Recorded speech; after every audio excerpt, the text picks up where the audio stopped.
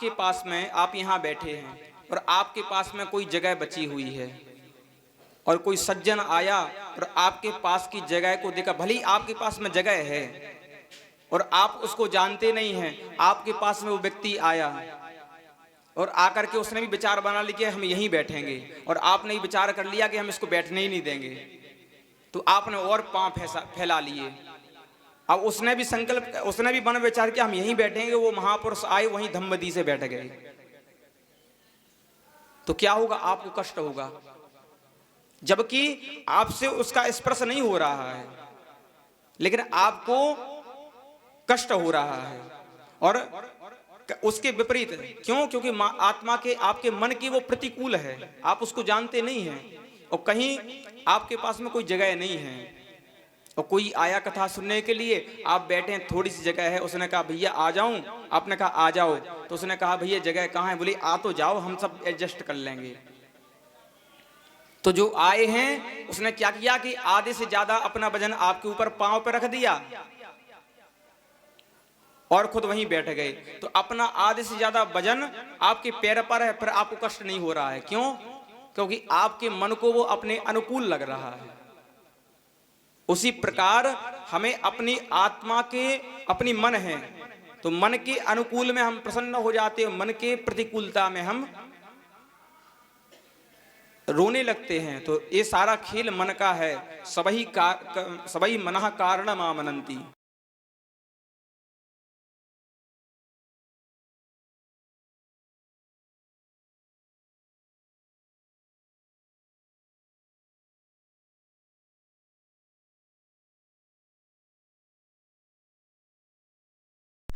में हे ब्राह्मण देवता, आपके वचन तो इस भवरोग की औषधि के समान मुझे लग रहे हैं, तो कृपा करके यह बताओ कि अब मुझे मेरा कल्याण कैसे हो। तब उन्होंने बताया कि जैसे महापुरुषों के पास में जाओ, भवाटवी का वर्णन किया यहाँ और कहा कि संसार, भव माने संसार, अटवी माने जंगल। इस संसार एक भयानक जंगल है, इसमें बड़े बड़े चोर घुसे बैठे हैं। कौन? काम क्रोध लोभ आदि। तो इनमें जो प्रवेश करता है, इस जंगल में जो प्रवेश करता है, वो बड़े बड़े चोरों से लूटा जाता है। इन काम क्रोध आदि जो विकार हैं, ये जो चोर हैं, इनसे वो व्यक्ति लूटा जाता है। इसलिए इस जंगल को पार करना है तो किसी संत की, सज्जन की, सदगुरुदेव की का आश्रय आप लोग ले लो, तो आप इस जंगल को पार कर जाओगे। बोलो श्री सदगुरुदेव भगवान की जय हो। तो आप पार हो जाएंगे। इसलिए जैसे आप जाते तो हैं, सत्संग करते तो हैं, पर सत्संग में आप अपने अहम को लेकर के जाते हैं, अहंकार को लेकर के जाते हैं। जैसे बरसात खूब हुई पर पात्र को आपने उल्टा रख दिया, घड़े को उल्टा रख दिया, तो क्या होगा? बरसात कितनी भी होती रहे, आपका पात्र एकदम खाली का खाली ही रहेगा। रहेगा कि नहीं? एक भी जल नहीं जाएगा। तो उसी प्रकार जब हम अपने शरीर रूपी पात्र को लेकर के जाते हैं पर इसको औंधा रख देते हैं, अहंकार के मद में अहम को नहीं छोड़ते हैं, इसलिए हम संतों की सन्निधि में रह करके भी सूखे के सूखे ही रह जाते हैं। और एक और, जैसे पात्र है, पात्र के नीचे एक और पात्र रख देते ना हम, घड़े के नीचे, और जो ऊपर का पात्र रहता है तो हम क्या करते हैं, एक पात्र नीचे रख दिया, उसके ऊपर घड़ा रख दिया और उसके ऊपर एक पात्र से ढक दिया घड़े को। तो क्या होता है, जब पानी उसमें भरता है तो धीरे धीरे उसके जो नीचे का पात्र है उसमें तो जल धीरे धीरे सिंचित होता है, वो गीला हो जाता है। हो जाता है कि नहीं होता है? पर जो ऊपर का पात्र है वो गीला नहीं होता है। क्यों?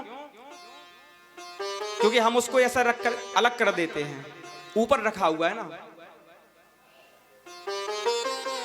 तो इसलिए जब हम संतों के ऊपर रहेंगे, उनको कुछ समझेंगे नहीं, उनके उपदेश को धारण नहीं करेंगे, अपने अहम को नहीं छोड़ेंगे, तो हम सूखे के सूखे रह जाएंगे। और यदि हम संतों की चरणों के आश्रित हो जाएंगे, चरणाश्रित हो जाएंगे, तो हमारा कल्याण हो जाएगा। जैसे इसलिए कहते हैं बिना महत पादरजोभिषेकम, जब तक आप संतों के चरणों से अभिसिंचित नहीं हुए हैं, संतों के चरण रूपी जल से जब तक आपका अभिषेक नहीं हुआ, अभिसिंचित नहीं हुए हैं, तब तक आपका कल्याण नहीं हो सकता। आप खाली के खाली रहेंगे। बहुत सुंदर उपदेश किया है। और आगे ज्योतिष चक्र का वर्णन किया है। और यहां पर पूछा, महाराज यह बताओ कि नरका नाम भगवन किम देश विशेषा अथवा बहिस्त्रिलोक्या, ये नरक कहाँ है? यही हैं अतिरिक्त हैं? तब कहा कितने प्रकार के हैं? तो कहा 28 प्रकार के नरक हैं। रौरव, महारौरव, रौरव, कुंभी, पाक, कालसूत्र, असीपत्र वन, सूकरमुख, दंतकूप, क्रमी भोजन, संदंस, तप्त सूरमी आदि जो नरक हैं, इस प्रकार से 28 प्रकार के नरक हैं। यद्यपि हमारे पास उतना समय नहीं बचा है कि हम नरकों का विस्तार से वर्णन करें, लेकिन इतना भयानक नरकों का वर्णन यहां पर सुखदेव जी ने किया है कि परीक्षित जी कांपने लग गए कि अब हम क्या करें। क्यों? क्योंकि प्रत्येक जीव से कोई ना कोई पाप हो ही जाते हैं। तब पापों से बचने का कोई प्रायश्चित नहीं है। तब सुखदेव जी कहते बिल्कुल है। कहते सकरन मनः कृष्ण पदारविंदयोर निवेशितं तद्गुणरागियैरिहा न ते यमं पाशभृतस्य तद्भटान् स्वप्नेऽपि पश्यन्ति हि चीर्णनिष्कृताः। जो पापों से बचना चाहे, जो नरक से बचना चाहे, वो भगवान के चरणों का और नाम का आश्रय ले ले तो वो बच जाएगा। जैसे आपके पास एक कपड़ा हो, श्वेत हो, पर जब आप अपने हाथ से धोगे तो अपने हिसाब से बढ़िया धोगे कि कहीं फट ना जाए, कहीं कुछ ना हो जाए, तो बढ़िया से धोगे कि नहीं धोगे। पर वही कपड़ा आप ना धो करके जब धोबियों से धुलवाओगे तो वो खूब कूट कूट देते हैं एकदम ऐसे कि हम तो डालते हैं, धुलवाते हैं, तो क्या होता है, ऐसा कूटते हैं कपड़ों को, वो 6 महीने से एक कपड़ा भी नहीं आपका चल सकता है। और जो रंगीन कपड़े होते हैं उनकी तो बड़ी दुर्गति होती है, बेचारे 2-3 बार में ही ऐसे लगने लगते हैं कि जैसे महीनों से हमने पहन लिए हों। तो आप धोबियों को दोगे तो वो अपने हिसाब से खूब धोएंगे, रगड़ रगड़ के, खूब पछाड़ा मार मार करके। इसलिए ये धोबी कौन है? हम स्वयं जब धोएंगे, हरिनाम संकीर्तन, हरिनाम रूपी साबुन से जब हम अपने वस्त्र रूपी शरीर को धोएंगे तो हम निर्मल होकर के भगवान को धाम को जाएंगे। और जब क्यों? क्योंकि पाप तो मिटाना है, जो आपने कर्म किया उसको तो मिटाएंगे ही मिटाएंगे। जो इस शरीर में जो पाप रूपी कालिमा जो लगी है वो तो धुलेगी, चाहे धोबी रूपी यमदूत धोएं, चाहे आप स्वयं धो लो। उससे भैया यमदूत उस शरीर रूपी कपड़े को धुलें, उससे पहले हम स्वयं ही धुल लें। इसलिए राम नाम के साबुन से जो मन का मैल छुड़ाएगा,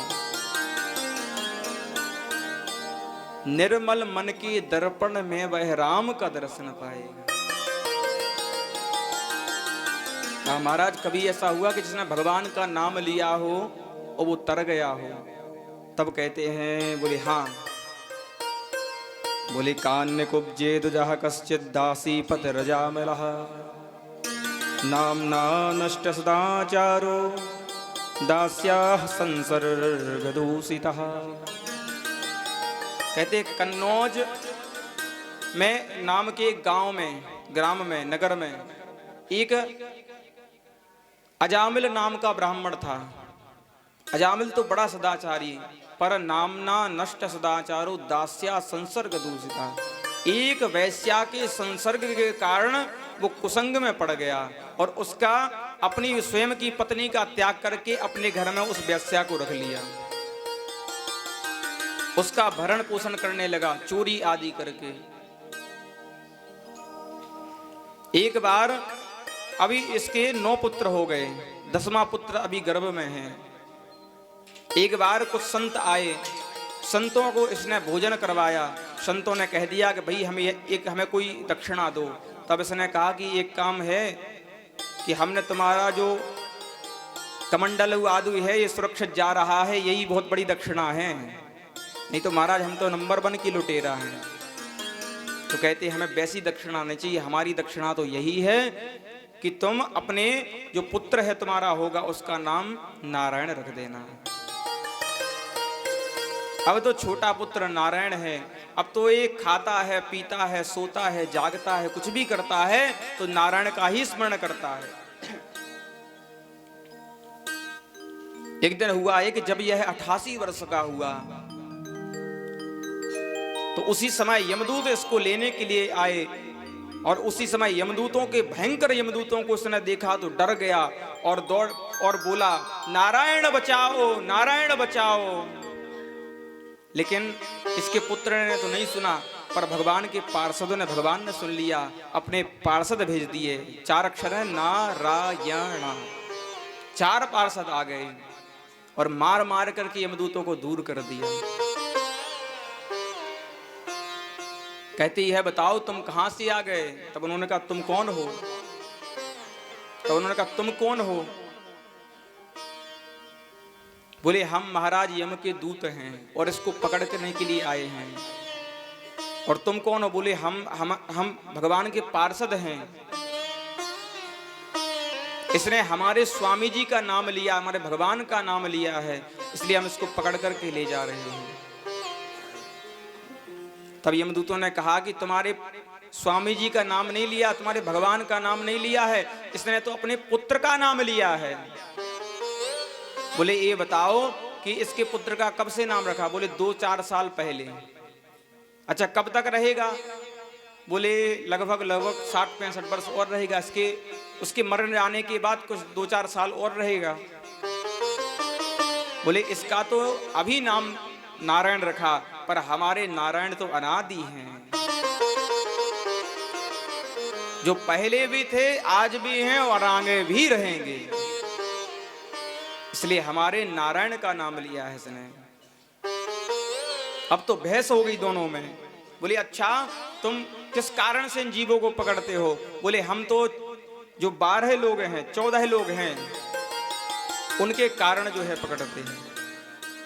बोले सूर्योग निखम मरुद्गावा सोमा संध्या हनि, जो दिशाएं हैं, चंद्रमा आदि हैं, ये जीवों के कर्म के साक्षी होते हैं, तो इनके बताए हुए द्वारा ही हम जीवों को पकड़ते हैं।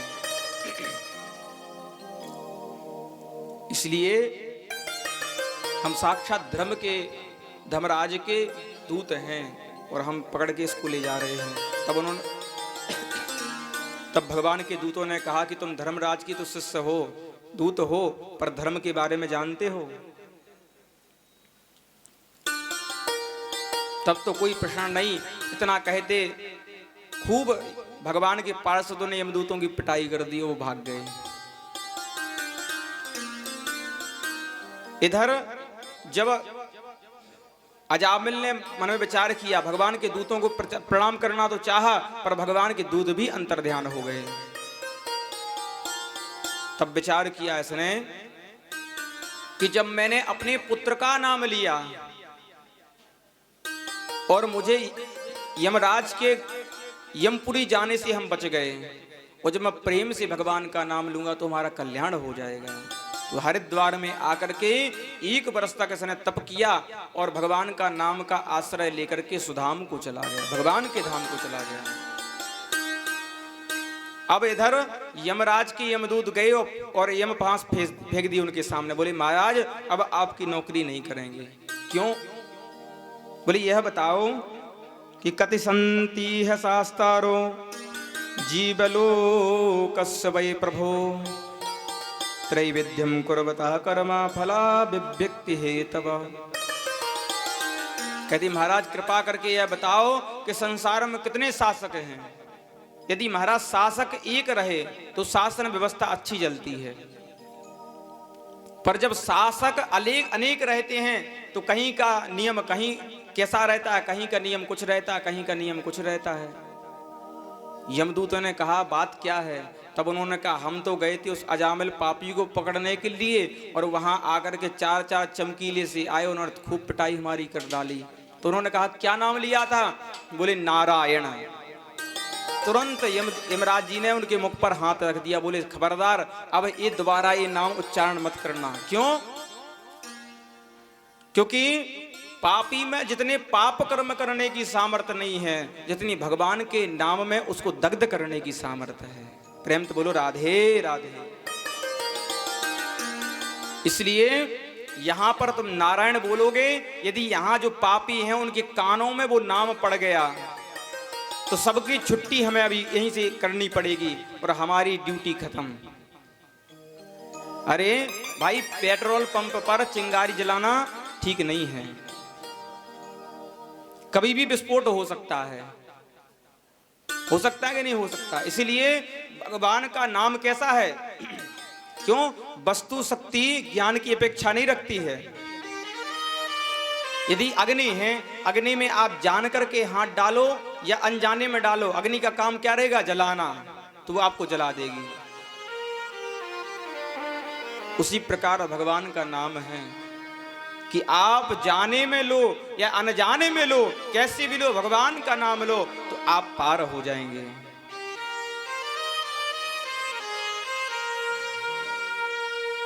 वस्तु शक्ति भगवान की ज्ञान की अपेक्षा नहीं रखती है।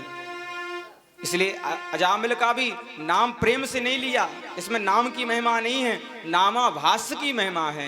इसलिए अपने पुत्रों के नाम, अपने नातियों के नाम यही रखना, भगवान के नाम पर रखना। आज की तरह नहीं रखना है कि चिंटू पिंटू टॉमी बिट्टू, ये नहीं रखना है, भगवान के नाम पर। क्यों? उनके माध्यम से हम जब नाम लेंगे तो हमारा भी कल्याण हो जाएगा। अजामिल का कल्याण हो गया। उन्होंने कहा महाराज जब ऐसा है तो यह कृपा करके बताओ कि हम किसको पकड़ें किसको ना पकड़ें। तभी यमराज जी कितना सुंदर करते, बड़े सावधान होकर के सुनो इसको। बोले जिह्वा न भक्ति भगवद गुण नाम धेयम चेतश्च न स्मरति चरणारविंदम कृष्णाय नो नमति यच्छिरये कदापि तानानयध्वमसतो कृत विष्णु कृत्यान्। कहते हैं जिह्वा न भक्ति भगवत गुण नाम धेयम, जिसकी जिह्वा पर भगवान का नाम न आता हो। चेतश्च न स्मरति चरण, किनको पकड़? बोले जिनको जिह्वा न भक्ति भगवत गुण नाम धेयम, जिसकी जिह्वा पर भगवान का नाम है उसको मत पकड़ के लाओ। और चेतश्च न स्मरति चरणारविंदम, जिसका चित्त भगवान का स्मरण करता हो, चिंतन करता हो, उसको भी पकड़ करके मत लाओ। पकड़ के कौन किसको लाओ? बोले कृष्णाय नो नमति यच्छिरये कदापि। बोले जिसका सिर एक बार भी भगवान के चरणों में न झुका हो उसको पकड़ करके लाओ। बहुत सुंदर उन्होंने उपदेश किया। यहां पर नाम की महिमा नहीं है, नामाभास की महिमा है कि कैसे भी जपो, पर भगवान का नाम जपोगे तो आप कभी नरक नहीं जाएंगे। भाव कुभाव अनख आलसहु नाम जपत मंगल दिशि दसहु। भाव से जपो, कुभाव से जपो। अनख माने जब हम अनजाने में कह दे कि राम नाम नहीं लेना है, ऐसा भी यदि कहते हैं, हम किसी से कह देते हैं अरे तुम बिल्कुल कल से राम नाम बिल्कुल नहीं लेना, तो उसमें भी जो राम निकल रहा है वो भी माला कल्याण करने वाला है। और आलस हो, जब हम जिमाई आदि लेते हैं उसमें राम राम कहते हैं, छींक आदि लेते हैं उसमें भी हम कह देते राम, तो वो भले ही कुभाव से जपा है लेकिन वह नाम भी नाम जपत मंगल दिशि दसहु, वह नाम भी हमारा दसों दशाओं में मंगल करने वाला है। इसलिए जो भगवान के नाम का आश्रय लेता है, भगवान सुखदेव कहते हैं, हे परीक्षित, वो नरक में नहीं जाता है। यहां पर प्राचीन दक्ष के जन्म का वर्णन है कि जो दक्ष प्रजापति थे, शिव जी का अपमान किया था ना, तो उसे बकरे का मुंह लग गया था, जिसके कारण हर जगह अपयश इसका फैलने लगा। सब लोग इसको चढ़ाने लगे। तब ब्रह्मा जी के पास प्रार्थना की। ब्रह्मा जी ने कहा, तुम शरीर छोड़ दो, दूसरा जन्म लो, पद प्रतिष्ठा हम तुम्हें दे देंगे। तब दूसरा जन्म हुआ। भगवान की तपस्या करके पहले तो 10,000 पुत्रों को उत्पन्न करता है, उन्हें नारद जी बाबा जी बना देते हैं। पुनः 1,000 पुत्रों को उत्पन्न करता है, उन्हें भी नारद जी बाबा जी बना देते हैं। फिर 60 कन्याओं को उत्पन्न करते हैं, जिनमें से 10 धर्म को विभाई जाती हैं, 13 कश्यप जी को विभाई जाती हैं। अदिति, दिति, धनु, काष्ठा, अरिष्टा, सुरसा, इला, मुनि, क्रोध, बसा, ताम्रा, सुरभि, शर्मातिमी। 27 चंद्रमा को विभाई जाती हैं, 2 भूत को, 2 कृशास्त्र को, 2 अंगिरा को और 4 लाक्षधारी नाम के कश्यप को। इस प्रकार 60 कन्याएं हुई। इन कन्याओं के द्वारा ही सृष्टि का खूब सृजन हुआ। जैसे अदिति से देवता, दिति से दैत्य, धनु से दानव, काष्ठा से घोड़े आदि, इला से वृक्ष लताएं। तो ऐसे इनकी संसार का इनके द्वारा ही बहुत सृजन हुआ है। सृष्टि के निर्माण में, सृष्टि के सृजन में, विस्तार में इनका बहुत बड़ा सहयोग रहा है। अब तो परीक्षित जी ने प्रश्न किया कि सब लोग भगवान को समदर्शी कहते हैं। समप्रियं सुहृद ब्रह्मन् भूतानां भगवान स्वयं इंद्रस्त्रयार्थे कथम दैत्यान् अवधीत समो यथा। कहते हैं सब लोग भगवान को समदर्शी कहते हैं, पर भगवान मुझे कहीं से भी समदर्शी नहीं दिखते हैं। क्यों? क्योंकि प्रायः हमने यही देखा है कि भगवान क्या करते हैं, बोले दैत्यों को मारते हैं, देवताओं को बचाते हैं। तो यहां पर समदर्शिता कहां गई भगवान की? तब सुखदेव जी कहते हैं, परीक्षित, भगवान तो समदर्शी ही हैं, पर हम जो भगवान को बनाते हैं वो भगवान हमारे लिए बन जाते हैं। हम जैसे भगवान से प्रेम करते हैं, भगवान हमारे लिए वो बन जाते हैं। जैसे जो ब्रज की गोपांगनाएं थी, उन्होंने भगवान को प्रियतम बनाया तो भगवान उनके प्रियतम बन गए। मीरा जी ने पति बनाया, उनके पति बन गए। अरे जो शत्रु भी यदि भगवान को बनाता है तो भगवान उससे भी मिल जाते, उसके शत्रु भी बन जाते हैं। जैसे दंतवक्त्र और शिशुपाल ने भगवान की द्वेष से भक्ति की, इसलिए भगवान उनके लिए द्वेष रूप में बन गए। अरे आप कह रहे हो कि भगवान दैत्यों को मारते हैं, देवताओं को बचाते, तो प्रहलाद कौन है? प्रहलाद को क्यों भगवान बचाते हैं? कहते महाराज कृपा करके अब तो प्रहलाद जी का चरित्र आप सुनाइए। कहते कि जब भगवान ने हिरण्याक्ष का वध कर दिया तो हिरण्यकशिपु भगवान का शत्रु हो गया, और अब तो इसने सोचा गया हम छोड़ेंगे नहीं भगवान को। गया तपस्या करने के लिए, अनेक तुम अमरत्व का वरदान प्राप्त करेंगे, और ब्रह्मा जी की तपस्या करने निकल गया।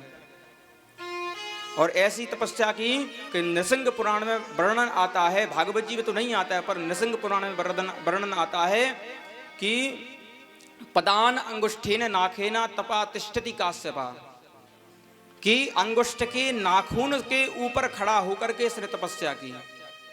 10,000 वर्ष तक ब्रह्मा जी की तपस्या की, जिससे ब्रह्मा जी प्रसन्न हुए। जब ब्रह्मा जी आए तो ब्रह्मा जी ने देखा कि नददर्श प्रतिच्छिन्नम वाल्मीकि तृणकीचकैः है, अनेक घास इसके ऊपर जम गई हैं बड़ी, और जो वाल्मीकि होते हैं, जो लकड़ी को खाने वाले कीड़े होते हैं ना, उन्होंने इसके पूरे शरीर को खा लिया है। पूरा एकदम मिट्टी का ढेर सा बन गया है, जैसे बन्नी जाता है, इसको हमारे बुंदेलखंड में बामी कहते हैं, जहां पर सर्प आदि का भी निवास होता है।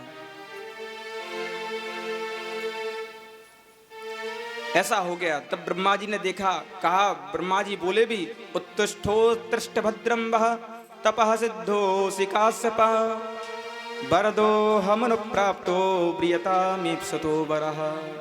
कहते उत्तिष्ठोत्तिष्ठ भद्रं वः तपः सिद्धोऽसि काश्यप। हे कश्यप नंदन, तुम्हारी तपस्या सिद्ध हो गई है, अब तुम उठो।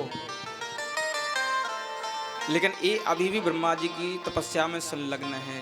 तब ब्रह्मा जी ने कमंडलू में जल भरा और इसके ऊपर छोड़ा, जिससे पुनः ऐसा हो गया जैसे मानो अभी घर से आया हो। अब ब्रह्मा जी को सामने देकर के उसने तो कहा, ब्रह्मा जी ने कहा, ब्रह्म ब्रूयात, कोई वरदान मांग लो। तो उसने कहा कि हमें तो एक ही वरदान चाहिए कि आप हमें अमरता का वरदान दे दीजिए। तब ब्रह्मा जी ने कहा कि अमर तो हम खुद ही नहीं हैं, तो तुम्हें क्या हम अमर बना दें, तुम और कोई वरदान मांग लो। अब तो इसने वरदानों की झड़ी लगा दी। बोली, ना दिन में मरूं, ना रात में, ना आकाश, ना ऊपर ना नीचे, ना जल में ना थल में, ना नर से ना पशु से, ना सूखे से ना गीले से, और तो 12 महीने में किसी मास में ना मरूं, न दिन में न रात में, और यहां तक कि तुम्हारी सृष्टि में बनाए हुए किसी से भी नहीं मरूं। ब्रह्मा जी ने कहा, भाई इतने वरदान मांग लिए, चलो कोई बात नहीं, तूने तपस्या भी हमारी बड़ी जोरदार की है, इसलिए चलो दे दिया। अब तो हिरण्यकशिपु अपने राज में आ गया। राज में सबसे कहना, पा गया वर पा गया, ब्रह्मा भी चक्कर खा गया। बोले, अरे इतने वरदान मुझे प्राप्त हो गए, अब मुझे कोई मार नहीं सकता। अब तो इसने इतना आतंक फैला दिया कि इंद्र से झाड़ू लगवाता है, वरुण से पानी भरवाता है। इतना आतंक देवताओं पर कर दिया। कभी कभी ये देवता भी गलती कर जाते हैं वरदान दे करके।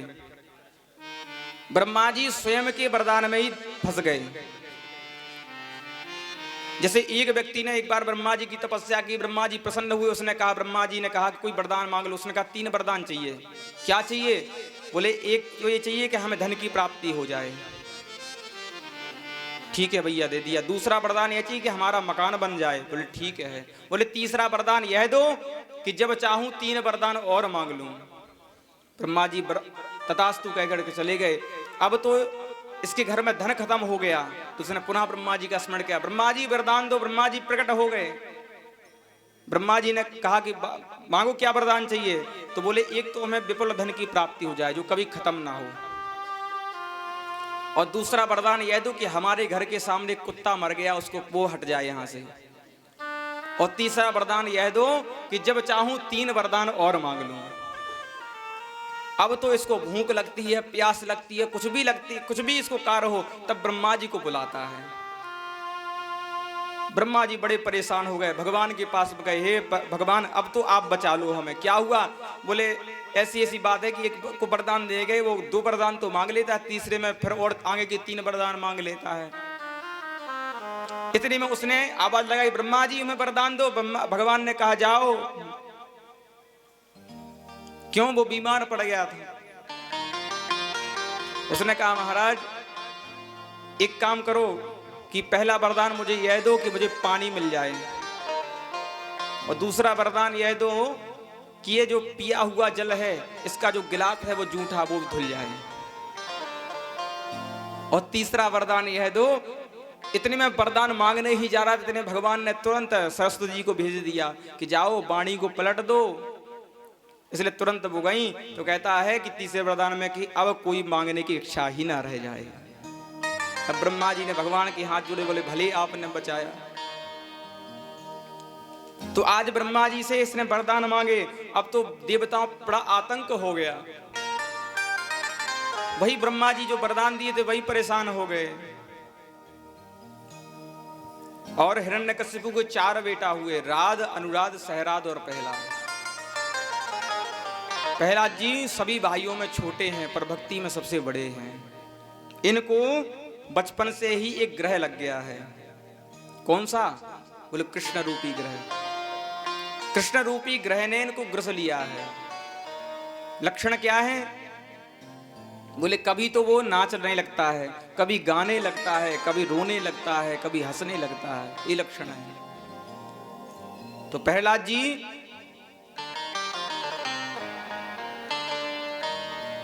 भगवान के परम भक्त हुए, थोड़े बड़े हुए तब गुरुकुल में भेज दिया। संडामृग महाराज को बुलाया, शुक्राचार्य जी के पुत्र हैं संड और अमर्क, दोनों को बुलाया और जाओ कि हमारे बालक को ले जाओ और असुरोचित शिक्षा तुम इनको प्रदान करो। तब वो लोग प्रहलाद जी को ले गए।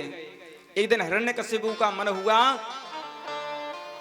कि हम अपने बेटा से मिल आए। गए तो कहा बेटा तुमने क्या पढ़ा? प्रहलाद जी बोले पिताजी हमने एक पाठ सीख लिया है। अरे वाह, सुनाओ जरा। तो सुना लगे प्रहलाद जी। बोले तत्साधु मन्ये सुरवर्य देहिनां सदा समुद्विग्न दिया वसद्ग्रहा हित्वात्मपातं ग्रहमन्धकूपं वनं गतो यद्धरिमाश्रयेता। बोले पिताजी एक घर है, एक अंधे कुएं के समान है। एक इसलिए इस घर गृहस्थी को त्याग करके वनम गतो यद हरिमास रही था, वन में जाकर के केवल भगवान का ही नाम का ही आश्रय लो। सुन करके हिरण्यकशिपु की आंखें एकदम लाल हो गईं, लेकिन मन में विचार किया कि इस बच्चे की क्या गलती है? अरे गलती तो उनकी है जो इसको पढ़ा रहा है। तुरंत कहा बेटा जाओ अपने गुरुजी को बुलाओ जरा। तुरंत हाँ महाराज आप क्या कह रहे हैं? तुरंत आए। बोले तुम्हें शर्म नहीं आती दुष्ट? हमने कौन सी शिक्षा के लिए बोला था, तुम क्या पढ़ा रहे हो? बोले क्या पढ़ा है? बोले महाराज वो तो कह रहा है कि बोले बनम गतु हरिमाश्रित, वन में जाकर के भगवान का भजन करो। खबरदार जो आगे से ऐसी शिक्षा दी तुमने तो। बोले महाराज हमने नहीं पढ़ाया, हमारा तो सरकार के द्वारा जो चल रहा है, जो सरकार ने कहा कि गांव ने गणेश पढ़ाना बंद कर दो, संप्रदायता फैलने का डर है, गामा ने गधा पढ़ाना प्रारंभ कर दो, तो हमने वही कर दिया। आपने कहा गामा ने गणेश मत पढ़ाओ, गामा ने गधा पढ़ाओ, तो हम गधा ही पढ़ाने लगे हैं। अब तो महाराज तब हिरण्यकशिपु ने कहा कोई बात नहीं, आगे ये नहीं होना चाहिए। ठीक है महाराज ले जाते हैं। तब प्रहलाद जी को डाला उन्होंने, बहुत डांटा गुरुजी ने।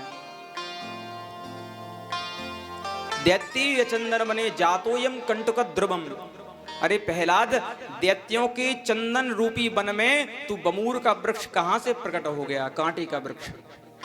बहुत डांटा प्रहलाद जी को, लेकिन प्रहलाद जी तो प्रहलाद जी हैं। पुनः जब स्कूल की छुट्टी हुई, तब जैसे गर्मियों में छुट्टी मिलती हैं, तो वैसे ही उसी छुट्टी में प्रहलाद जी अपने घर आए और पिताजी ने कहा प्रहलाद अब बताओ तुमने क्या पढ़ा? बोले पिताजी अब तो हमने 9 पाठ सीख लिए। बोले वाह बेटा अब बताओ क्या पढ़ा तुमने? तो प्रहलाद जी नवदा भक्ति सुनाने लगे। बोले श्रवणम कीर्तनम विष्णु स्मरणम पाद सेवनम अर्चनम वंदनम दास्यम सख्यम आत्म निवेदनम। 9 प्रकार की भक्ति का यहाँ पर वर्णन प्रहलाद जी ने किया। बोले श्रवणम माने श्रवण, कीर्तन, स्मरण, पाद सेवन माने भगवान के चरणों की सेवा करो, अर्चनम भगवान का अर्चन करो, उनका वंदन करो, और सख्यम आत्म निवेदनम उनको जो भी आप हो वो निवेदन करो। ये 9 प्रकार की भक्ति है। अब तो सुनकर के और हिरण्यकशिपु एकदम क्रोध से लाल हो गया और पुनः बुलाया गुरुजी की। अब तो गर्दन पर तलवार इसने रख दी कि अब तुम्हें नहीं छोड़ूंगा, दुष्ट ब्राह्मणों तुमने ये शिक्षा दी है। तब कहते हैं बोले न प्रणीतम न पर प्रणीतम सुतो वदत्ते सतवेन्द्र शत्रु नैसर्गिकीयं मतिरस्य राजन् नियच्छमन्नं कददास्ममानः। कहते हे इंद्र शत्रु नम प्रणीतम न पर प्रणीतम, ना इसको मैंने पढ़ाया है ना किसी और ने पढ़ाया है, तो बोले ये पढ़ाया ही आया है। विधाता ने इसकी बुद्धि ही ऐसी भेजी है कि पड़ा पड़ाया ही आया है। अब तो एकदम क्रुद्ध हो गया और प्रहलाद जी को अनेक प्रकार से मारने का प्रयास किया। पानी में डुबाया, पर्वतों से गिरवाया, हाथी से कुचलवाया, विषपान कराया, लेकिन फिर भी कुछ नहीं बिगाड़ पाया। पुनः प्रहलाद जी वो छोड़ करके, और यहां पर ये हुआ कि इसकी जो बहन थी होलिका, इसने मारने का प्रयोजन किया तो वह जल करके भस्म हो गई। प्रहलाद जी को कुछ नहीं बिगड़ा। तब तो हिरण्यकशिपु ने कहा, क्यों रे प्रहलाद, और मेरी बहन इस अग्नि में जल करके दग्ध हो गई, तुझे आंच नहीं लग रही है? बोले पिताजी मुझे नहीं लग रही है, यदि मुझे तो ऐसा लग रहा है कि मैं फूलों पर बैठा हूं, यदि आपको विश्वास ना हो तो आप आ जाओ। बोले नहीं नहीं, हम नहीं आएंगे, हमें तो यहीं से ताप आ रही है। तब तो संडामर्ग ने पुनः निवेदन किया कि एक काम करते हैं कि इनको पुनः हम शिक्षित करते हैं, इस बार देखते हैं, सुधारने का प्रयास करते हैं। अब तो प्रहलाद जी चले गए। एक दिन गुरुजी छुट्टी में, एक दिन सायंकालीन गुरुजी बाजार को चले गए। अब तो प्रहलाद जी अकेले पड़ गए। सबने मित्रों ने कहा कि प्रहलाद एक काम करते, आज तो कोई नया खेल खेलते हैं हम लोग। प्रहलाद जी ने कहा एक काम करो, भक्ति को ही खेल बना लो। तब बोले कि प्रहलाद हम भी तेरे जैसी भक्ति करना चाहते हैं, पर क्या करें, तेरे पिता से बड़ा डर लगता है हमें कि कहीं तुम्हारे पिताजी हमें मार ना दें। तब उन्होंने कहा हमारे पिता से तो डर लगता है, पर जगत पिता से डर नहीं लगता है तुम्हें? अरे मैं विश्वास दिलाता हूं, तुम भगवान का भजन तो करो, मेरे पिता कुछ नहीं आपका बिगाड़ पाएंगे।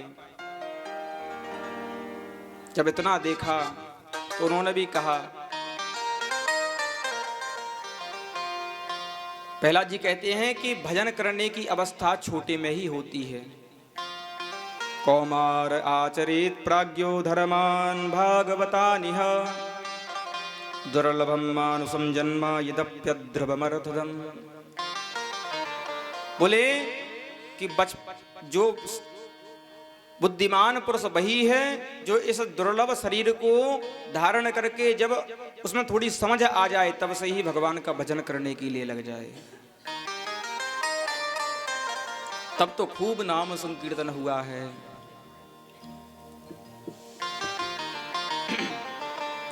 और नाम संकीर्तन जैसे ही गए तो आइए हम सभी प्रहलाद जी के साथ में नाम संकीर्तन करते हैं। जय जय राधा रमण हरि बोल, जय जय राधा रमण जय जय राधा रमण हरि बोल रे, प्यारो राधा रमण हरि बोल, राधा रमण हरि बोल, जय जय राधा रमण हरि बोल, जय जय राधा रमण हरि बोल रे, प्यारो राधा रमण हरि बोल।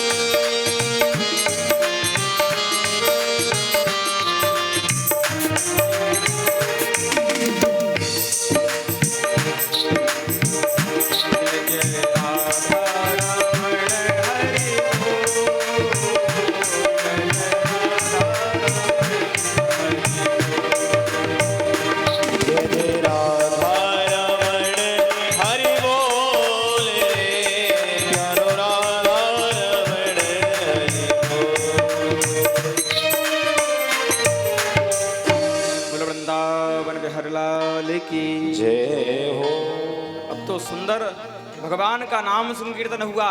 गुरुजी आए, भागते हुए हिरण्यकशिपु के पास में गए। बोले प्रभु, बोले सरकार अनर्थ हो गया। क्या हो गया? बोले प्रहलाद जी को जो बीमारी लगी थी उन्होंने सब जगह वही बीमारी फैला दी। अब तो हिरण्यकशिपु आया, तुरंत प्रहलाद को फटकारने लगा और कहा, प्रहलाद ये बता तू किसके बल पर जी रहा है? सब जितने भी बालक नाम संकीर्तन कर रहे थे सारे शांत हो गए। और हिरण्यकशिपु ने कहा कि तू इतना कुछ कर रहा है, किसके बल पर कर रहा है? तब प्रहलाद जी बहुत सुंदर उत्तर देते हैं। कहते न केवलम में भवतश्च राजन सवै बलम बले नाम चा परेशान परे वरे मीप्सित जंगमाए ब्रह्मादयो ये नवसं प्रणीता।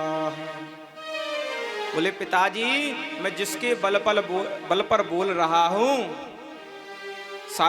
मैं तो ये कहता हूं कि जिन प्रभु की दम पर बल पर मैं बोल रहा हूं सारे संसार को वही प्रभु बल देने वाले हैं। अरे यहां तक कि जिन ब्रह्मा जी ने आपको बल दिया है वरदान दे करके, उन ब्रह्मा जी को भी बल हमारे ठाकुर जी देने वाले हैं, हमारे प्रभु देने वाले हैं। हिरण्यकशिपु बोला, ये बताओ जब तुम्हारा भगवान इतना बलिष्ठ है तो दिखाई क्यों नहीं देता? प्रहलाद जी कहते कि हमारी दृष्टि से देखिए तब आपको भगवान दिखाई देंगे। आप जब तक अहंकार की दृष्टि से देखेंगे तब तक भगवान नहीं दिखाई देंगे। कहां है तेरा भगवान? प्रहलाद जी कहते हैं कि हरि व्यापक सर्वत्र समाना प्रेमत प्रगट होई में जाना। तो मेरे प्रभु सर्वत्र व्याप्त हैं, सर्वम खलविदम ब्रह्मा, सर्वत्र व्याप्त हैं। पर आप हमारी दृष्टि से तो जरा देखिए। तो प्रहलाद क्रुद्ध हो गया। हिरण्यकशिपु क्रुद्ध होकर के बोला, यदि तेरा भगवान है कौशिक क्या तुरंत क्वासौ यदि सर्वत्र अकस्मात स्तंभे न दृश्यते। यदि तेरा भगवान सर्वत्र है तो कस्मात स्तंभे न दृश्यते, इस खंबे में क्यों नहीं दिख रहा है? प्रहलाद जी ने कहा, पिताजी हमारे भगवान इस खंबे में भी हैं। प्रेम तो बोलो राधे राधे। तब तो बड़ी जोर से उसने प्रहार किया, खंबा फट गया और वहां से भगवान नृसिंह भगवान प्रकट हो गए। बोलो नृसिंह भगवान की जय हो। अब तो भयंकर गर्जना करते हुए नृसिंह भगवान प्रकट हो गए और कहते सत्यम विधातम निजवृत्तवास्तम व्याप्तिम च भूते सुखलेषु चात्मनः अदृश्यताद्यत भूत रूप मद्वहन स्तंभे सभायाम नमृगम नमानुषम। बड़ा विचित्र भगवान का स्वरूप है। नमृगम नमानुषम, न पूरे नर हैं न पूरे सिंह हैं। और भगवान ब्रह्मा जी के वचन और अपने प्रहलाद जी के वचन की रक्षा करने के लिए ही भगवान प्रकट हो गए। भगवान का देख करके और हिरण्यकशिपु डर गया एकदम, लेकिन फिर अपने आप को संभाल लिया कि हमारा तो कुछ नहीं बिगाड़ पाएंगे, हमें तो वरदान है। भगवान से युद्ध करने लगा। भगवान ने क्या किया, संध्या कालीन का समय था, इसको दहलीज पर ले गए और अपनी जांघों पर इसको लिटा दिया। बोला हमें नहीं मार सकते। भगवान ने कहा क्यों? बोले ना हम दिन में मरेंगे ना रात में। भगवान बोले गौर से देख, सूर्य अस्त है, सूर्य उदय है कि रात्रि है, क्या है दिन है कि रात्रि है? बोले नहीं भैया ये तो मध्य सायंकालीन समय है, संध्याकालीन समय है, फिर भी हमें नहीं मार सकते। क्यों? बोले हम न नर से मरेंगे न पशु से। बोले गौर से देख हम कौन हैं? बोले ना पूरे नर हैं ना पशु हैं। अच्छा फिर भी नहीं मार सकते? ना मैं भीतर मरूंगा ना बाहर। बोले तू दहलीज पर है, ना भीतर है ना बाहर है। अच्छा तो मैं ना सूखे से मरूंगा ना गीले से। भगवान बोले नाखून देख रहा है ना, ये ना सूखे हैं ना गीले हैं। यदि सूखे होते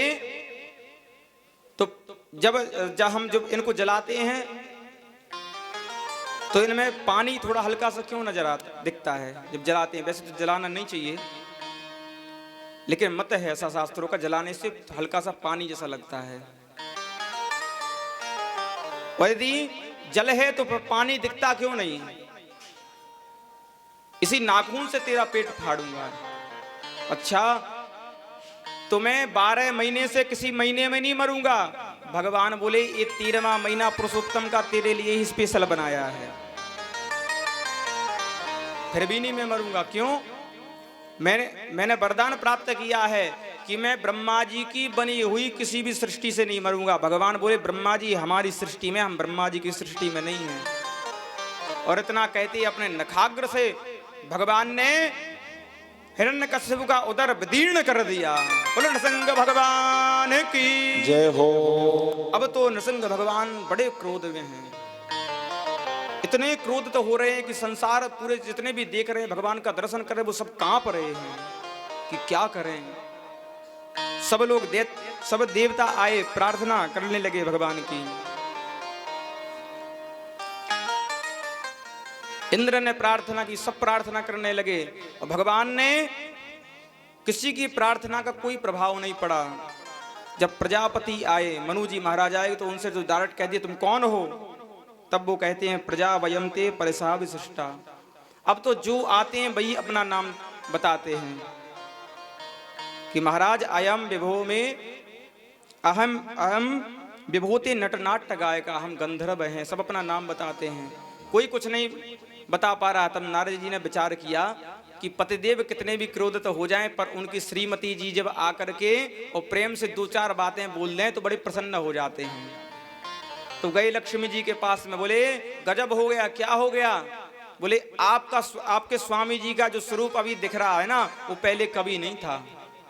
अरे लक्ष्मी जी बोली हमारे बड़ा खतरनाक। बोले लक्ष्मी जी बोली हमारे स्वामी जी खतरनाक नहीं, वो तो शांताकारम भुजग शयनम पद्मनाभम सुरेशम, वो तो परम शांताकार हैं, शांत रहने वाले, वो इतने क्रोधित नहीं हो सकते। अच्छा, चल करके देखो, लक्ष्मी जी आई और नीचे से सुंदर सुलह श्रृंगार करते हुए लक्ष्मी जी आई, स्वर्ण की थाली में आरती सजा करके, और नीचे से जब आरती घुमाई तो नीचे जब देखा तो समझ गई कि पीतांबर है तो हमारे ठाकुर जी हमारे पति ही हैं। और जैसे ही ऊपर थाली गई, भगवान ने एक गर्जना करी, सोई दैया मैया करते हुए लक्ष्मी जी भाग गई। किसी के पति हो सकते पर हमारे पति नहीं हो सकते। अब बड़े सब परेशान हो गए कि जब लक्ष्मी जी भाग गई अब क्या होगा। तब नारद जी दबे पांव प्रहलाद जी के पास में गए और कहा प्रहलाद तुम्हारे बुलाने पर भगवान आए हैं, इसलिए तुम जाकर के उनको शांत करो। तब प्रहलाद जी भगवान को शांत करने के लिए स्तुति करते हैं और भगवान के चरणों में लेट गए प्रहलाद जी। वो कहते हैं कि स्वपाद मूले पतितं तमरभकं विलोकदेवः कृपया परिप्लुतः उत्थापतच्छीष्ण दधात् कराम्बुजं काला ही विस्तृतदियां कृताभयम्। प्रहलाद जी भगवान के चरणों में साष्टांग लेट गए और प्रार्थना करने लगे, मुझे चरणों से लगा ले मेरे श्याम मुरली बारे, मुझे चरणों से लगा ले मेरे श्याम मुरली बारे, मुझे चरणों से लगा ले मेरे श्याम मुरली बारे। मेरे श्वास श्वास में तेरा, मेरे श्वास श्वास में तेरा है राम मुरली बारे, मुझे चरणों से लगा ले मेरे श्याम मुरली बारे।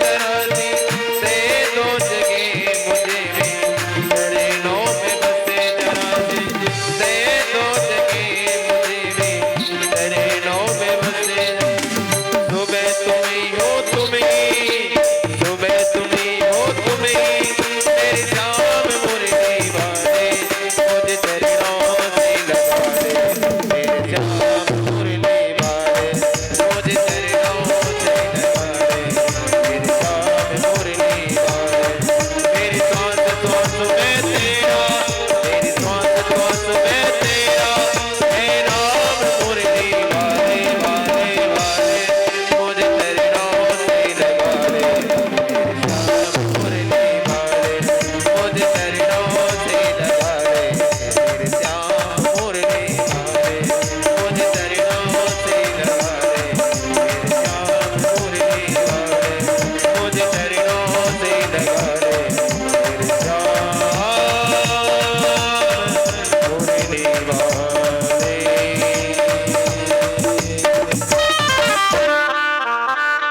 वृंदावन बहरलाल की जय हो। अब तो प्रहलाद जी ने भगवान को साष्टांग प्रणाम किया।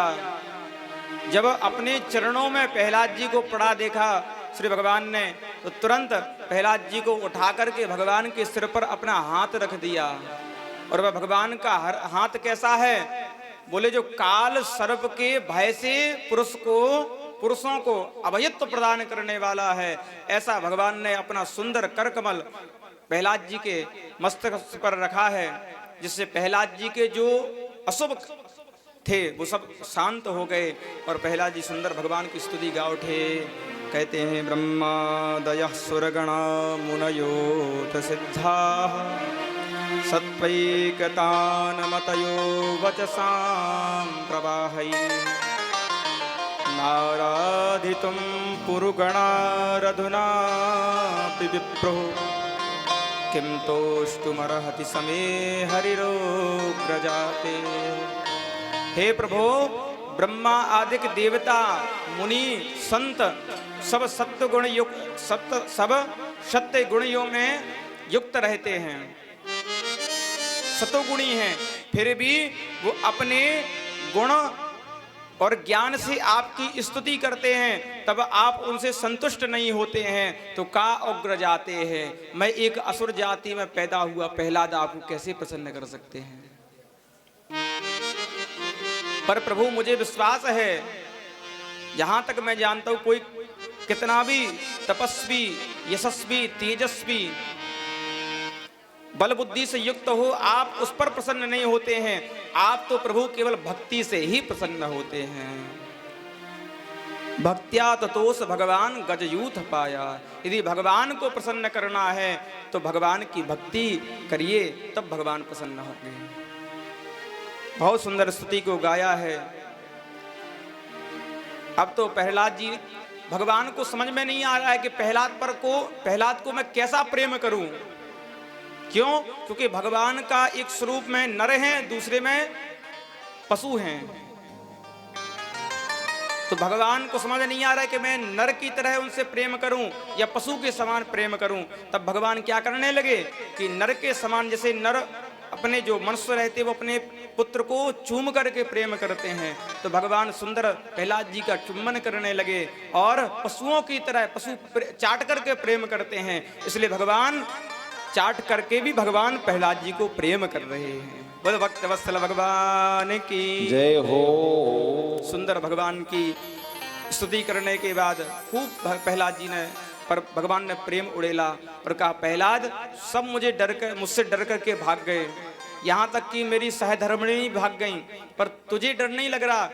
प्रहलाद जी ने कहा कि शेर कितना खतरनाक होता है, कि जितने भी जंगल के जो वनचर जीव रहते वो सब डर करके भाग जाते हैं, पर उसका नन्हा सा जो शिशु होता है, बालक होता है, वो तो नहीं डरता। अहम न बिभेमि।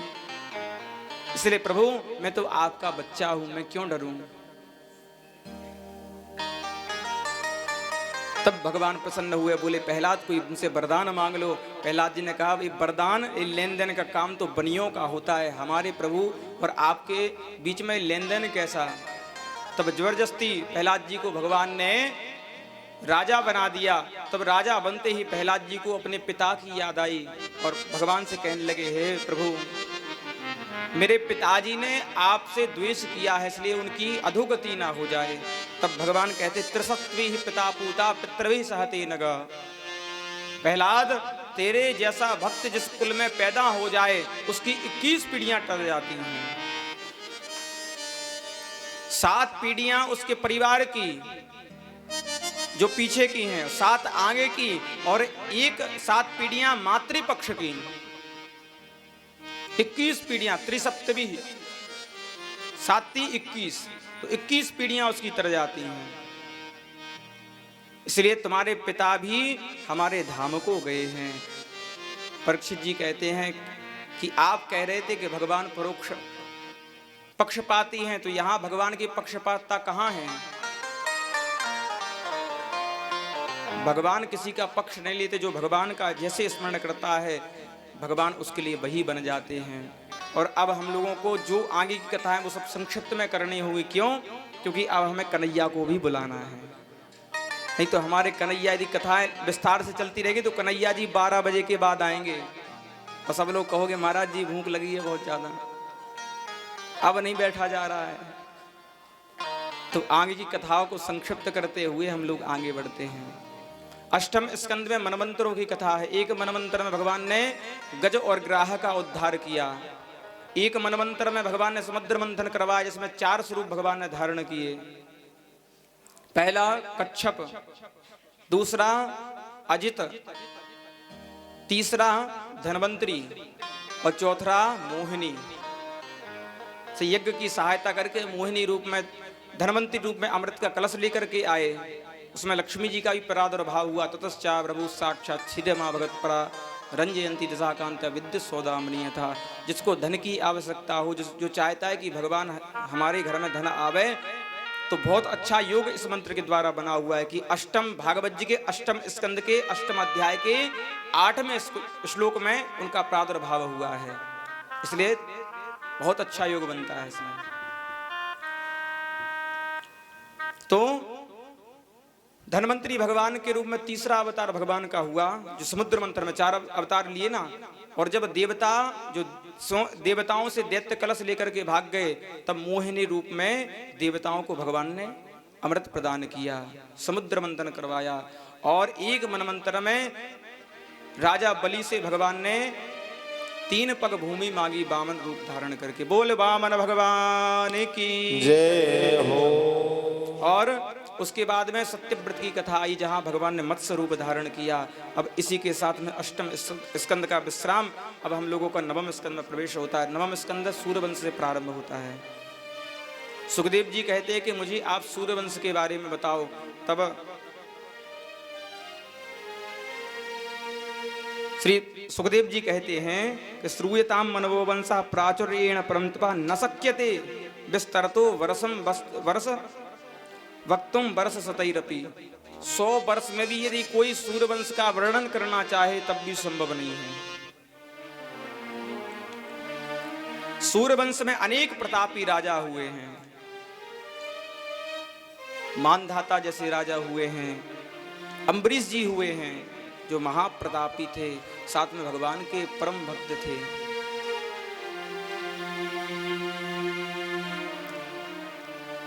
और उन्हीं के वंश में खड्वांगाद दीर्घबाहुश्च रघुस्तस्वा पितुस्रवा अजस्ततो महाराजा तस्मात् दशरथो भवत्। खड्वांग के दीर्घबाहु के रघु के अज के महाराज दशरथ। और महाराज दशरथ के यहाँ भगवान 4 रूप में प्रकट हो गए। बोलो श्री सीतारामचंद्र भगवान की जय हो। चारों भैयाओं की जय हो। अब यहाँ पर सुखदेव जी एक श्लोक के माध्यम से पूरी राम कथा सुनाते हैं। आइए हम सब भी सुनते हैं। गुरुवर थे त्यक्त राज्यो विचरदर वनम पद्म पदभ्याम प्रियाया पाणस्पर्शा क्षमाभ्याम रजत पथरजो यो हरीन्द्र अनुजाभ्याम वैरोप्याचूर्णख्याः प्रियवरहरुषारोपितभ्रो व्रजम्भा त्रस्ताब्द्रबद्धसेतुः खलदवदहना कौसलेन्द्रो बतान्नः इसमें सुखदेव जी ने भगवान की कथा कहां से प्रारंभ की? बोले वनवास से।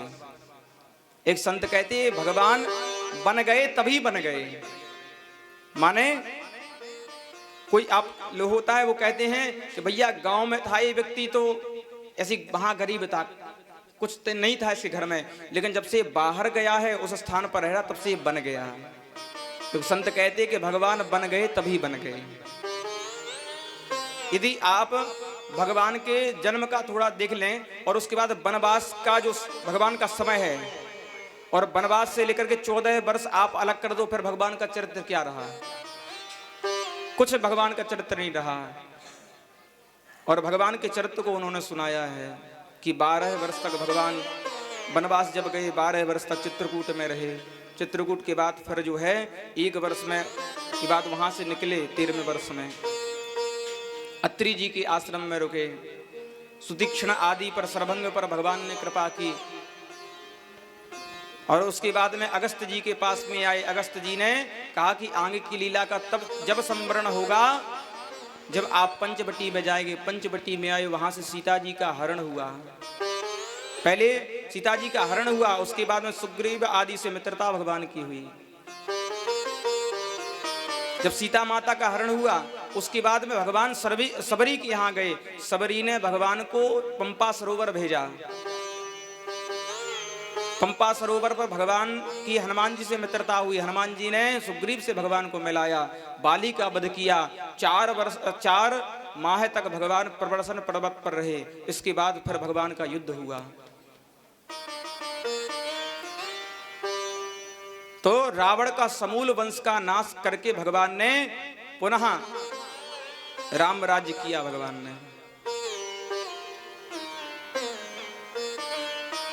इसी के साथ भगवान के चरित्र का यही विराम हो। यहां पर सुखदेव जी ने कहा कौशलेंद्रो बताना, हे कौशलेंद्र हमारी रक्षा करो।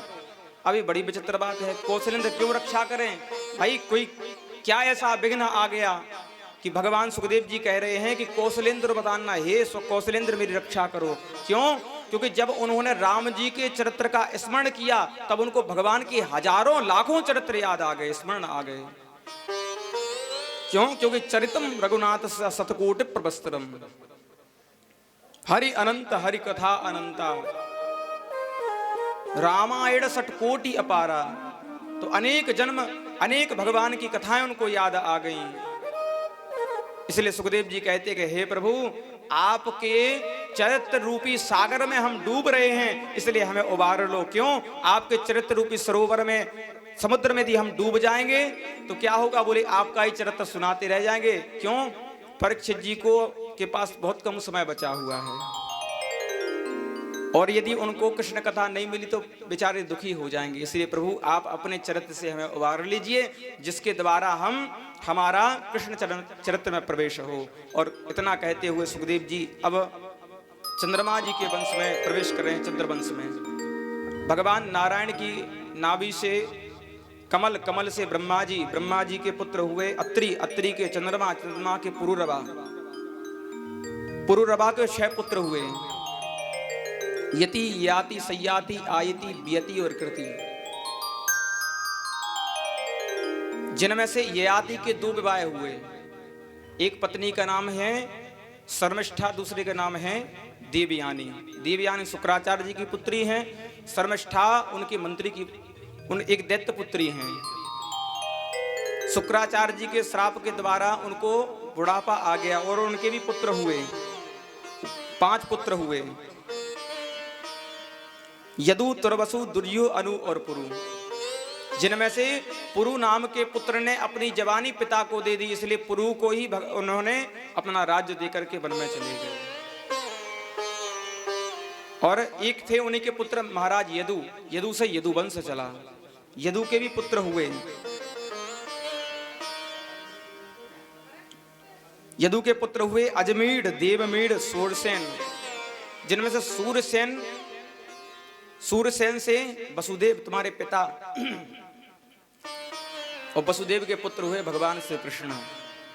वसुदेव के 8 पुत्र हुए, जिनमें 8वें पुत्र भगवान श्री कृष्ण हैं, और एक पुत्र हुई सुभद्रा जो तुम्हारी परीक्षित, जो तुम्हारी दादी मैया हैं।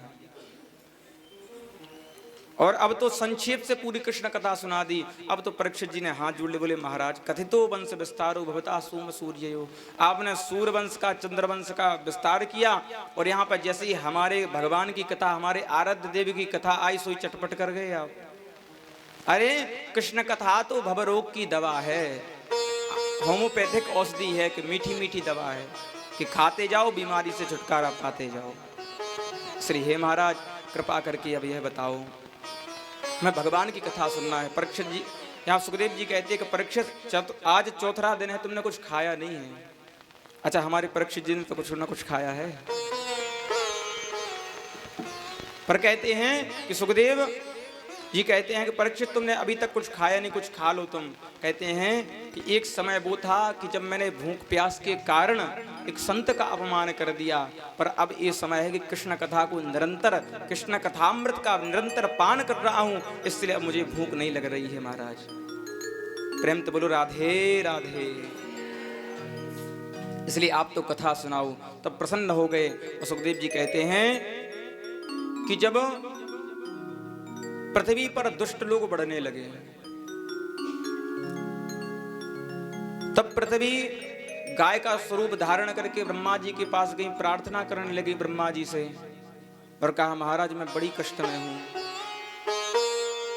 दुष्ट लोग हम पर इतने बढ़ गए हैं, ये तो सब भार हो गए हैं हमारे ऊपर, इसलिए अब कृपा करो। सभी देवता उन्हें भगवान से प्रार्थना की, तो वसुदेव जी को, तो ब्रह्मा जी को भगवान ने संकेत कर दिया, बता दिया। कहते वसुदेव गृहे साक्षात भगवान पुरुषा परः, जनिष्यते तत्प्रियार्थम संभवन्तु सुरस्त्रियः। ब्रह्मा जी कहते अरे देवताओं, भगवान की हमसे बात हो गई, पुरुष सूक्त के द्वारा उन्होंने पहले प्रार्थना की। और ब्रह्मा जी कहते हैं कि हमारी भगवान से बात हो गई। क्या हो गई? बोले भगवान वसुदेव गृहे साक्षात, वसुदेव जी के और देवकी के यहाँ साक्षात भगवान अपना जन्म लेंगे, अवतार लेंगे। और भगवान अकेले नहीं आएंगे, अपनी प्रिया को भी साथ में लाएंगे। इसलिए तुम लोग भी संभवन्तु सुरस्त्रिया, अपनी स्त्री पुत्र आदि को लेकर के तुम लोग भी वहां जाकर के ब्रज में अवतार लो। अब तो सब आकर के ब्रजभूमि में सब अवतार लेने लगे, जन्म लेने लगे। अब यहाँ मथुरा के राजा हैं कौन? उग्रसेन। मथुरा भगवान यत्र नेत्रम संहितो हरि। मथुरा के राजा हैं महाराज उग्रसेन। उग्रसेन का बेटा बड़ा दुष्ट निकल पड़ा और अपने पिता की गद्दी छोड़ करके जबरदस्ती राजा बन बैठा। पिता को डांटता हुआ कहता है कि बूढ़े हो गए पर गद्दी छोड़ने का मन नहीं है, इसलिए अब हम राजा बनेंगे। जेल में पटक दिया पिता को, लेकिन इसकी अपकीर्ति होने लगी तो उसने विचार किया कि ऐसा कुछ कार्य किया जाए जिसके द्वारा हमारी कीर्ति विद्यमान रहे। क्योंकि प्रजा जान गई थी कि बड़ा दुष्ट है। इसने क्या किया कि देवकी का, अपनी चचेरी बहन देवकी का विवाह वसुदेव से कर दिया और बहुत सा धन दिया। और जब वो विदा करने के लिए जाने लगी तो रोने का नाटक भी करने लगा। तो प्रजाजन सब बोल पड़े कि अरे हम तो महाराज को बड़ा बुरा जानते थे, पर हमारे महाराज नारियल के जैसे हैं, बाहर से कठोर अंदर से बिल्कुल कोमल हैं। लेकिन देवताओं ने विचार किया कि देखो ये दुष्ट कितना भयंकर अभिनय कर रहा है तो बड़ा दुष्ट, पर अभिनय करके प्रजाजनों को लुभा रहा है। उसी समय आकाशवाणी हो गई और आकाशवाणी के अस्यास्त्वामष्टमो गर्भो हंतायाम भासे बुधा। अरे तो जिस देवकी के विवाह में इतना प्रसन्न हो रहा है उसका 8वां लाल 13 बनेगा काल। सुनते ही कंस की आंखें हो गई लाल। अब तो तुरंत तलवार निकाल ले करके देवकी को मारना चाह रहा था। तब वसुदेव जी ने हाथ पकड़ लिया, कहा कि तुम्हारी अब कीर्ति पहले भी फैली थी, अब और फैल जाएगी। क्यों? क्योंकि विवाहिता जो सुहागन स्त्री बनी हुई है, जो आपकी बहन है, उसको आप मार रहे हैं, बहुत बुरा कलंक लगेगा। तब कंस ने कहा अब क्या करें? बोले कुछ नहीं करना है, इसको छोड़ दो और मैं तुम्हें वचन देता हूं कि इसके पुत्र जितने होंगे हम तुम्हें समर्पित कर देंगे। पुत्रान समर्पयिष्यस्य, हम जितने ही पुत्र होंगे तुम्हें समर्पित कर देंगे, ठीक है, पर रहना हमारे यहाँ होगा। तो दोनों को जेल में बंद कर दिया। धीरे कुछ समय बीता, एक पुत्र हुआ कीर्तिमान नाम का। उसको वसुदेव जी कंस के पास लेकर के आए। कंस ने देखा, कहा बड़ा प्यारा बालक, चलो ले जाओ इसको। अरे खतरा तो हमें 8 में से है, इसलिए हम क्यों मारें। अब नारद जी ने विचार किया कि जब तक ये बाल हत्या नहीं करेगा तब तक इसका घड़ा नहीं फूटेगा पाप का, इसलिए क्या करें। बोले इससे बाल हत्या पहले करवाते हैं। नारद जी आए कमल लेकर के, बोले एक काम करो कंस, क्या बोले गिन करके देखो। तो 8, जब 8 तरफ से गिने, यहां से गिनना चालू करे तो 1 2 3 4 5 6 7 8, जहां से गिने वही 8 आ जाए। तो बोले गुरुजी इसका मतलब क्या। बोले मतलब खुद निकाल लो। इसका मतलब ये भी हो सकता, पहला भी 8वां हो सकता है, 8वां भी पहला हो सकता है। भगवान जाने देवता किससे गिनना प्रारंभ कर दें, इसलिए अब तो नहीं छोड़ सकते हम। तुरंत बुलाया, अरे वसुदेव इधर आओ, तुरंत उसको पटक करके मार दिया। ऐसे करते करते देवकी के 6 पुत्रों को मार दिया। अब 7वें गर्भ में शेष भगवान पधारे हैं। भगवान ने योग माया को निर्देश दिया कि तुम जाकर के इस बालक को रोहिणी के गर्भ में स्थापित कर दो। उन्होंने कहा हमें क्या मिलेगा। तब उन्होंने कहा कि तुम्हारे अनेक नाम हो जाएंगे, 1 वर्ष में 4 बार तुम्हारी पूजा होगी। और फिर देखो कितने नाम होते, कुमुदा, चंडिका, कृष्णा, माधवी, कन्नकेतिचा, नारायणी, माया, नारायणी, सानी, शारदेत्यम्बिकेतिचा, अनेक तुम्हारे नाम हो जाएंगे। तब माया ने क्या किया कि जो शेष भगवान हैं उनको रोहिणी के गर्भ में स्थापित कर दिया। अब 8वें गर्भ में मेरे सरकार पधारे हैं, प्रभु पधारे हैं। देवकी माँ का शरीर एकदम, मुखमंडल एकदम दैवीप्यमान होने लगा।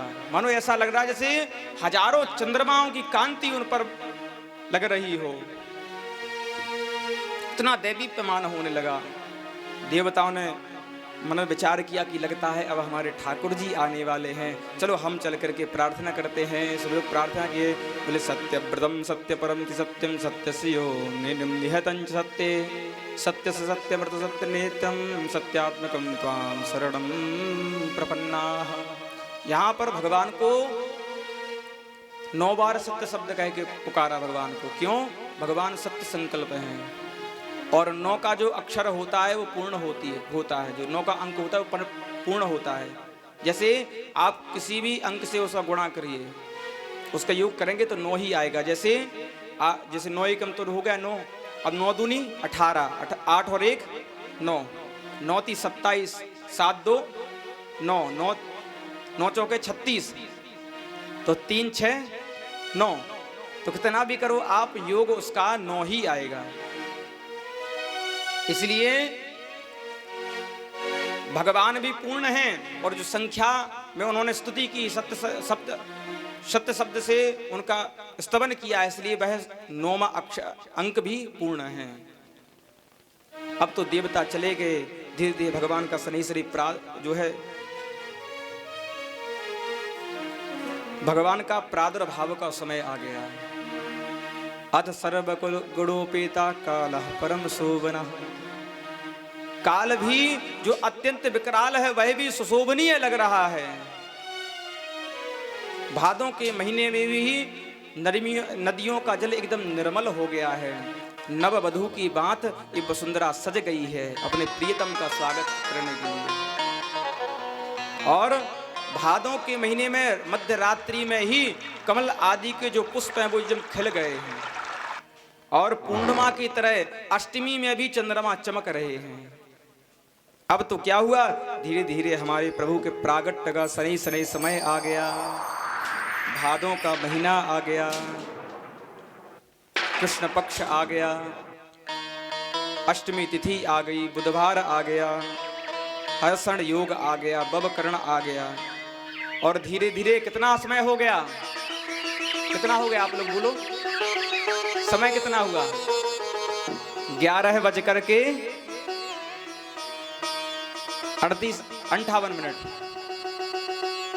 अब धीरे धीरे घड़ी चल रही है आराम आराम से। फिर कितना हो गया? 11:59 हो गए। अब कितना समय हो गया? अभी नहीं बजे हैं। अब धीरे धीरे फिर अपनी सुई से जा रही है घड़ी। तो 11 के कितना हो गया अब समय? 11:59 और जैसे 1 सेकंड बढ़ा 12 बज गए, सोई भगवान का प्रादुर्भाव हो गया। बोलो कृष्णचंद्र भगवान की जय हो। अब तो भगवान अद्भुत रूप में पधारे हैं, चतुर्भुज रूप में पधारे हैं, कौस्तुभ मणि है सुंदर। और भगवान जैसे ही पधारे तो वसुदेव ने देवकी ने भगवान की प्रार्थना की। तब भगवान ने कहा कि हम प्रार्थना सुनने नहीं आए हैं, आपने पूर्व जन्म में हमारी तपस्या की है, इसलिए हम आपके बालक बन करके आए हैं। देवकी मैया ने कहा क्षमा करें प्रभु, बालक कम बाप ज्यादा लग रहे हैं, इसलिए यदि बालक बनना है तो फिर ये पीताम्बर हटाओ, अपने जो आयुध हैं इनको हटाओ। तब भगवान बोले कि हम हटा तो देंगे पर हमें सुरक्षित करना होगा आपको। एक सूप में बिठाना, सूप में सुला करके ले जाना, बाकी किसी से कोई बिल्कुल मत घबराना। वहां नंदभवन में एक बिटिया हुई है, उसको उठा करके यहाँ ले आना, ठीक है। और जेल आदि के जो भी ताले हैं सब खुल जाएंगे। वसुदेव जी ने भगवान को सूप में बैठाला और वसुदेव जी भगवान को लेकर के जा रहे हैं। जितने भी जेल के ताले थे वो सब खुल गए और जितने सैनिक थे सब सो गए। संकेत क्या है?